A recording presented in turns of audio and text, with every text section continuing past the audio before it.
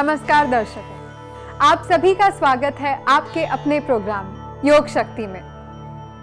दोस्तों, हम भले ही रुके रहे मगर कुछ हमारे अंदर मौजूद है जो निरंतर चलता रहता है। ये है पावर, शक्ति। लेकिन हम शक्ति का भरपूर उपयोग नहीं कर पाते क्योंकि हम योग से योग नहीं कर पाते। शक्ति का भरपूर लाभ लेने के लिए वास्तविक योग को समझना चाहिए और अपनाना चाहिए।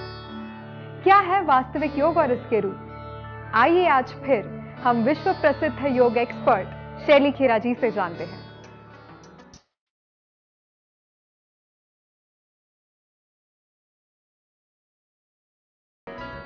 आप देश की एक ऐसी महिला योगाचार्य हैं जो सांस्कृतिक और पारंपरिक योग का परिचय आम लोगों से करवा रही हैं। आप एक साइंस स्टूडेंट हैं और आपने बचपन से ही योग के अनुसार जीवन जीना सीखा है, पहले एक विद्यार्थी के रूप में और अब एक योगाचार्य के रूप में। आपकी इस योग यात्रा में अनगिनत लोग योग साधना करते हुए योग का अनुभव प्राप्त कर रहे हैं।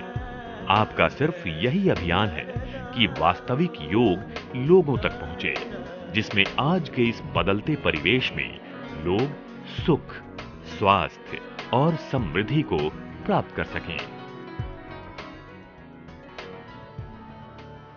फ्रेंड्स, अब बात करते हैं सिद्ध योग की, जिसे शैली जी ने अपने ढंग से विकसित किया है। यूं तो सिद्ध योग वन गो में पूरा करना चाहिए, लेकिन इसके आसनों को आप समझ पाएं, इसलिए हम आपको अलग अलग हिस्सों में बता रहे हैं। आज हम सीखेंगे उत्थिता हस्त पादांगुष्ठासन और अर्धबद्ध पद्मोत्तानासन के बारे में। लेकिन ये आसन सीखने से पहले एक नजर डालते हैं सिद्ध योग पर। सिद्ध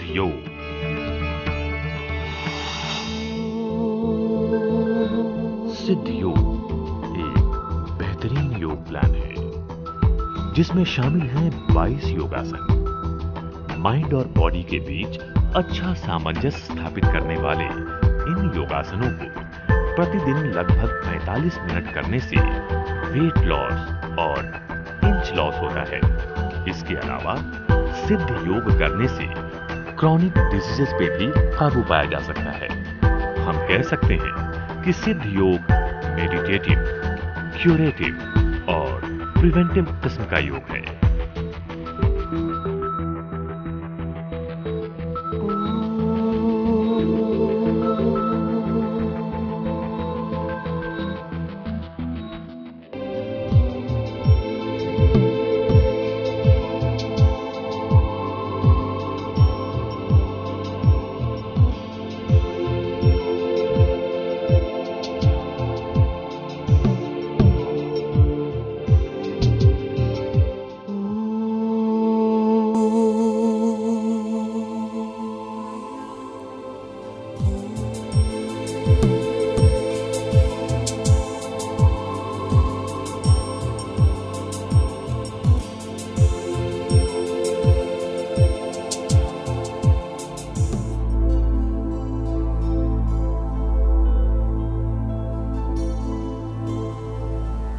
दोस्तों, आपने जाना सिद्ध योग के बारे में।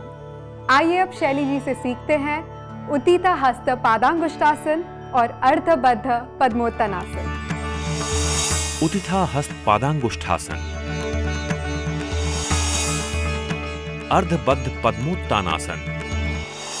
आज हम सीखेंगे 2 और आसना जिससे आपका बॉडी बैलेंसिंग बहुत अच्छी तरह से होगा। Coordination between muscles and nerves is better. नाम है उत्थिता हस्त पादांगुष्ठासन और अर्धबद्ध पद्म पद्मोत्तानासना। नाम थोड़े डिफिकल्ट है लेकिन पोस्चर्स डेफिनेटली बिल्कुल सही है। तो आइए देखते हैं फर्स्ट आसन, उत्थिता हस्त पादांगुष्ठासन। आइए देखते हैं इसकी प्रोसीजर कैसे करते हैं, टेक्निक।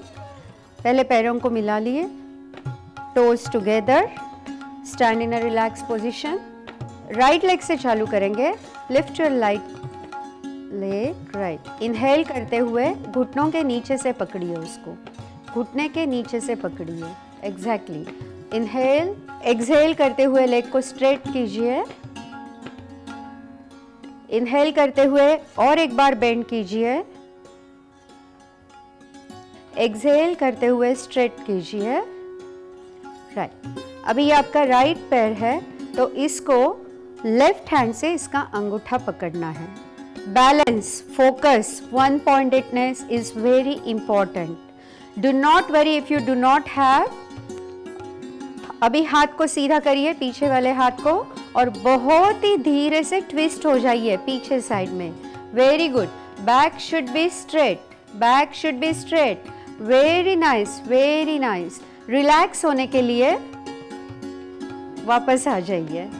ये थोड़ा सा डिफिकल्ट है, लेकिन कोई बात नहीं, आप शुरू में किसी का सहारा ले लीजिए, दीवार का सहारा लेके आप ये आसन कर सकते हैं, लेकिन करना ज़रूरी है। इसके अलावा आपके पैरों के मसल्स स्ट्रॉन्ग हो जाते हैं। जिनके वीक पैर है उनके मसल्स काफ़ी स्ट्रॉन्ग हो जाते हैं, और अगर आप ये रेगुलर करते हैं तो आपके हिप्स एंड थाइज के फैट्स रिड्यूस होने में मदद करते हैं। नेक्स्ट आसन है अर्ध बद्ध पद्म पद्मोत्तानासना। नाम बहुत बड़ा है, आसन बहुत सिंपल है, आप नाम पे मत जाइए। वैसे पद्मासन सब जानते हैं, बद्ध पद्मासन सब जानते हैं, ये स्टैंडिंग पोस्चर है। अब हम देखते हैं इसकी technique. Body relax, right leg से शुरुआत करेंगे। राइट लेग को लेफ्ट थाई पे फोल्ड करें, हैंड्स को टी पोजीशन में ले आए और हल्का सा स्क्वाट करें। अब बैलेंस करने के लिए आप हाथों को ऊपर नीचे घुमाइए। Very good, it's like a bird flying in the sky, right? Okay, आप हाथों को ऊपर रेज कीजिए। जब हाथों को आप ऊपर रेज करते हैं तो शोल्डर्स पे काफ़ी स्ट्रेच आता है, तो शोल्डर को रिलैक्स करने के लिए ड्रूप डाउन करना, शोल्डर्स को नीचे की तरफ ड्रूपिंग डाउन करना। वेरी गुड, नाउ पूरा बेंड हुई है फॉरवर्ड में। Very nice. Point, one point, focus, do not lose your focus. In this position you are supposed to stand for 10 counts. If the 10 counts are done, after that very slowly start bending forward. Keep your hands on the ground, make your knees straight. Beautiful, very nice. Be there in 10 counts. Very nice. Now inhaling, very slowly come up and exhaling relax कीजिए। जब ये आप postures करते हैं तब आपको breathing के ऊपर ज़्यादा ध्यान नहीं देना है, आपको हमेशा नॉर्मल ब्रीदिंग में ही करने हैं ये आसन। Secondly, balancing is very difficult. शुरू में आपको ये नहीं होगा क्योंकि आपका माइंड बहुत स्टेबल नहीं है, आप बहुत सोचते हैं। सेकेंड थिंग, आपका कंसंट्रेशन सही नहीं, आप बहुत जल्दी डिस्ट्रैक्ट हो जाते हैं। ठीक है, तो ये कोई भी अगर आपको डिस्ट्रैक्शन हो रहा है, that means mind is not काम, और उसके लिए आपको चाहिए कि एक पॉइंट पे फोकस करें और वो फोकस करते हुए आपका कंसंट्रेशन बढ़े। और जब आपका कंसंट्रेशन बढ़ेगा तो नेचुरली मेरे ख्याल से कि सभी काम आपके सक्सेसफुल होंगे। जो भी आप काम कर रहे हैं उसमें आपको हमेशा सक्सेस मिलेगा। तो अभी आपके ऊपर है ये कि आप बैलेंस कैसा करेंगे और अपने शरीर को और मजबूत कैसे करेंगे, शरीर को और मन को। उत्थिता हस्त पादांगुष्ठासन, अर्धबद्ध पद्मोत्तानासन।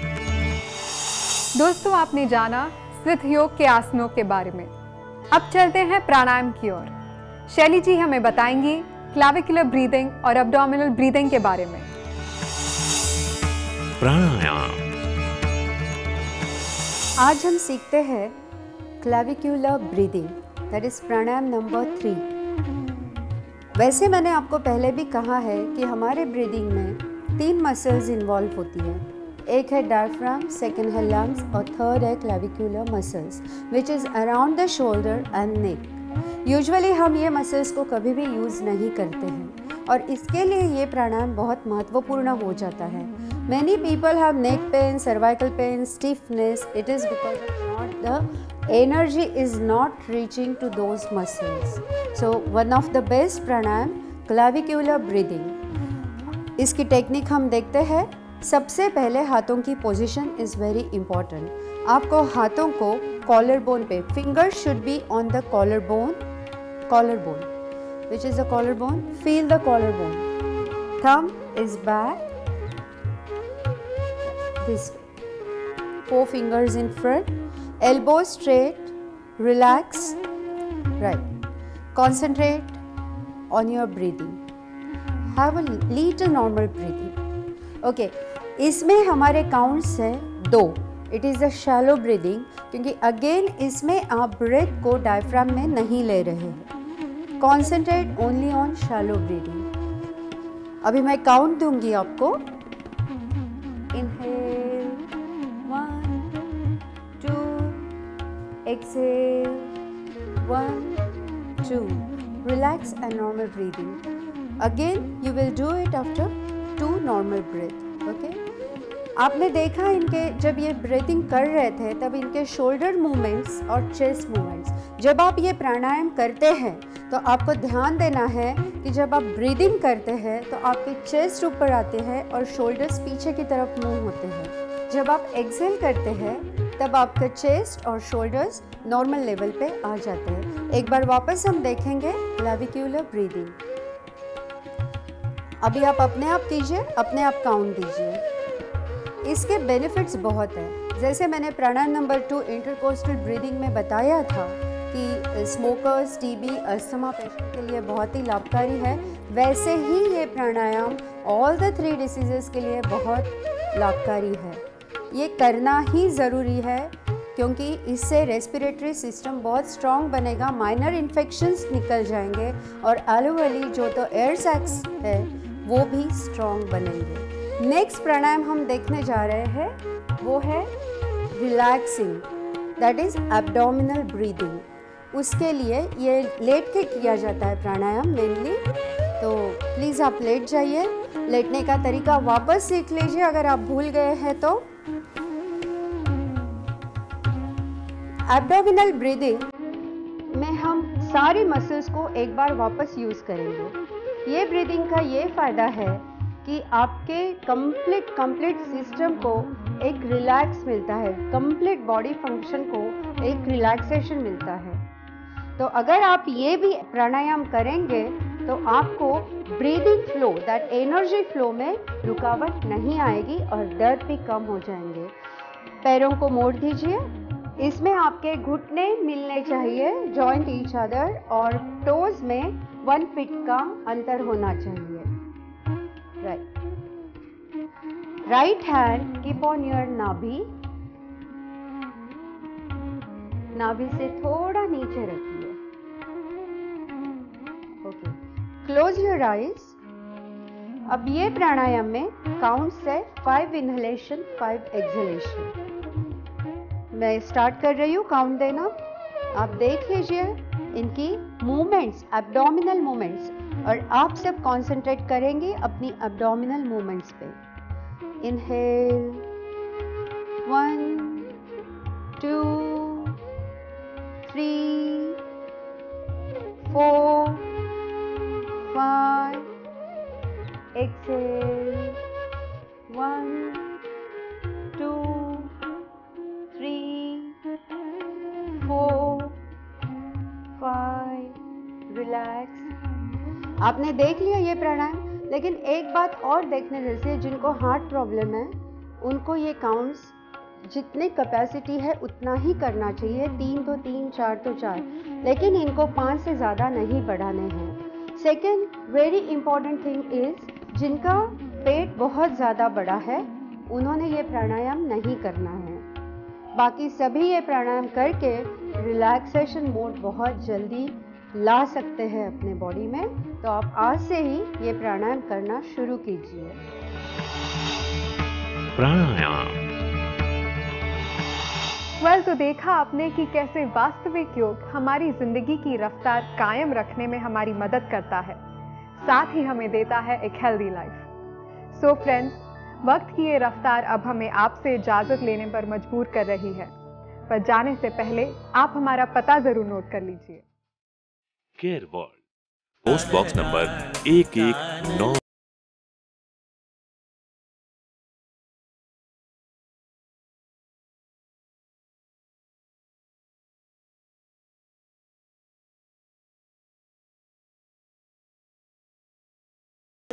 हमारी ईमेल आईडी है mail@careworldtv.com। तो फ्रेंड्स, हम फिर मिलेंगे कुछ और नए आसन और योग के नए अंदाज के साथ इसी प्रोग्राम में जिसका नाम है योग शक्ति। हमारी कामना आपका आनंदमय जीवन।